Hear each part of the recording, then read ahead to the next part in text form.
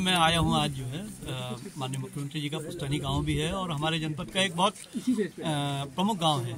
ये बारमो टुंडी जो है हमारा एक बड़ा आबादी का क्षेत्र है। लगभग पूरे ग्राम सभा में 500 के लगभग की आबादी है और इसमें से भी अभी 300-350 लोग तो लगभग यहाँ अभी रहते हैं, जो कि जिन्होंने पलायन नहीं किया है। खेती और जो अन्य कार्य हैं, पशुपालन आदि के कार्य जो है बहुत अच्छे चल रहे हैं। यहाँ पर जो विकास कार्य हैं वो तेजी से चलें, इसके संबंध में माननीय मुख्यमंत्री जी के द्वारा विशेष हमें आदेश दिए गए हैं। तो ये देखने के लिए आए थे। ऊपर जो एक रोड है, रोड की कनेक्टिविटी अब गांव से हो चुकी है।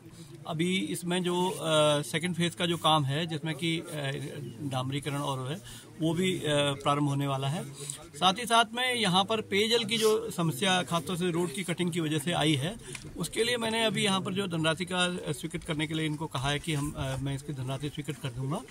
एक जो रोड है जो इधर चनौली से मापू तक जोड़ने के लिए, जो मैपू तक, जिसमें कि इस गाँव की के नीचे से जो खेती वाली योग्य जमीन है वो निकल रही है। अब चूंकि दूसरी रोड आ गई है, इसमें हमने ये कहा है कि इसका एक बार दोबारा सर्वे करें और टुंडी वाली रोड के साथ में उसको अगर जोड़ सकते हैं तो फिर मैपू के लिए कनेक्टिविटी फिर एक दूसरे एंगल से दूसरे जो मोड़ है वहाँ से ली जा सकती है। तो इसमें मेरी अभी एग्जीक्यूटिव इंजीनियर एस्कॉर्ट साहब से बात हुई है, उनको मैंने इसमें कहा है और निर्देश दिए हैं कि इसको रीसर्वे करें। 3 चीज़ों के बारे में हम लोग यहाँ अब आगे फोकस कर रहे हैं। जो अभी विकास कार्य चल रहे हैं वो तो तेजी से पूरे करेंगे।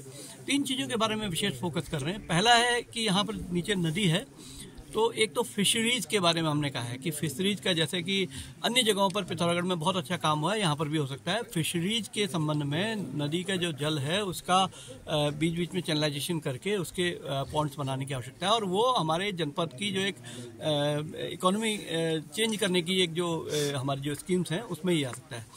दूसरा हमने ये कहा है कि यहाँ पर जितना भी पशुपालन और अन्य एक्टिविटीज़ है उसको थोड़ा बढ़ाया जाए।